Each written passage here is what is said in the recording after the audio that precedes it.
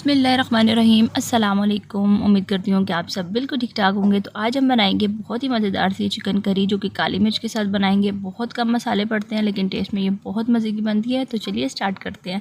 यहाँ पे सबसे पहले 1 किलो मैंने चिकन ले लिया और बड़े बड़े पीस में मैंने कट करवा लिया और अच्छे तरीके से धो लिया। सबसे पहले हम इसको मैरिनेट करेंगे। तो सबसे पहले यहाँ पे मैंने ले लिया दही, आधा कप के करीब अच्छे तरीके से फेंटी हुई है दही, ये मैंने चिकन में शामिल कर देनी है।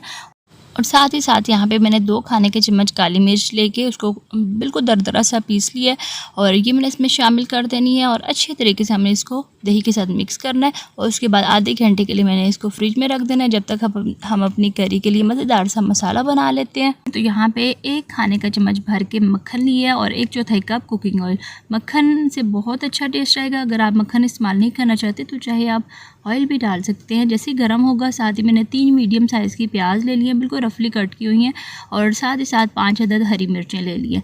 ये दोनों चीज़ें शामिल करने के बाद अच्छे तरीके से हम इसको फ्राई करेंगे। प्याज का कलर जो है ना वो ब्राउन नहीं करना हमने, बल्कि इसका कलर पिंक से वाइट होने तक हमने इसको फ्राई करना है, जब तक हमारी प्याज और हरी मिर्चें फ्राई हो रही हैं। तो साथ ही साथ यहाँ पे ले लिए मैंने 10 से 12 काजू, जिन्हें तकरीबन मैंने आधा घंटा पहले भिगो दिया था, और ये मैंने इसमें शामिल कर देने। काजू से बहुत अच्छा टेक्सचर आएगा, एक तो ग्रेवी में, और दूसरा बहुत ही सिल्की और स्मूथ सी ग्रेवी इसकी करी की बनेगी। तो काजू शामिल करने के बाद मज़ीद 2 से 3 मिनट तक हमने इसको फ्राई करना है। और यहाँ पे 3 मिनट फ्राई करने के बाद प्याज का कलर आप देख सकते हैं वाइट ही है। इसको हमने ब्लेंडर में तमाम चीज़ों को शामिल कर देना है। ब्लेंडर में डालने के बाद थोड़ा सा पानी और 1.5 खाने का चम्मच यहाँ पे लहसुन और अदरक का पेस्ट मैंने शामिल कर दिया, ताकि तमाम चीज़ें जो है ना वो अच्छे से ग्राइंड हो जाए।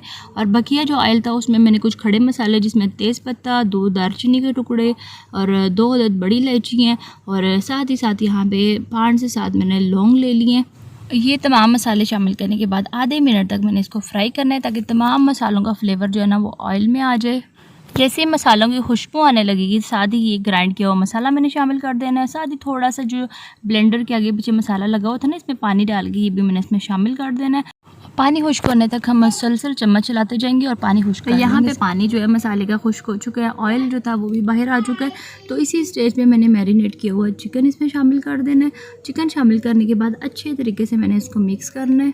अच्छा, यहाँ पे चिकन शामिल करने के बाद 1.5 चाय का चम्मच मैंने नमक और 1 चाय का चम्मच बिल्कुल दरदरा सा कूटा हुआ मैंने ज़ीरा शामिल कर दिया था, जिसकी वीडियो शायद बन नहीं पाई। तो ये दोनों चीज़ें आपने शामिल इस स्टेज पे करनी है, बहुत अच्छा टेस्ट आएगा ज़ीरे का। तमाम चीज़ें शामिल करने के बाद अच्छे तरीके से मिक्स करेंगे, और उसके बाद जैसे ये पकना शुरू होगा ना, तो ढक्कन से ढक के मैं इसको 7 मिनट के लिए पकने छोड़ दूँगी। तो यहाँ पे 7 मिनट गुजर चुके हैं। माशाल्लाह से बहुत अच्छे से हमारी चिकन पक रही है और तकरीबन 85% तक चिकन गल चुकी है।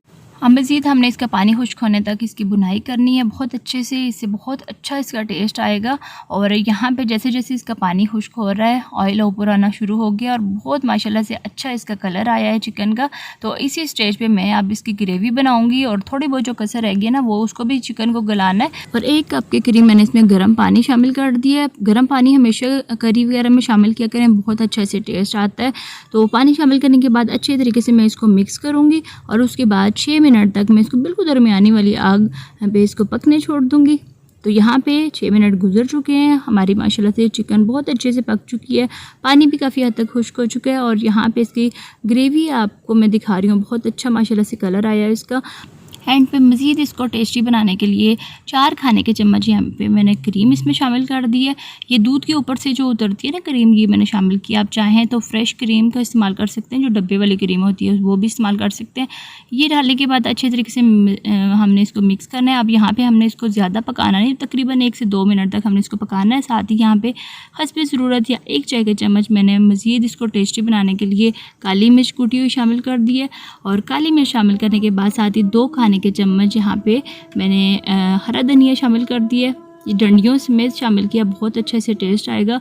और ये शामिल करने के बाद मैंने बस आग को बंद कर दिया है।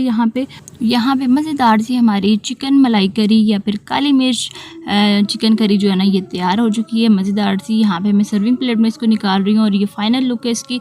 तो इसके साथ ही मैं आपसे इजाज़त चाहती हूँ। वीडियो को लाइक और शेयर ज़रूर करिएगा। चैनल पर अगर आपने फर्स्ट टाइम विजिट किया तो इसको सब्सक्राइब ज़रूर करिएगा। अल्लाह हाफिज़।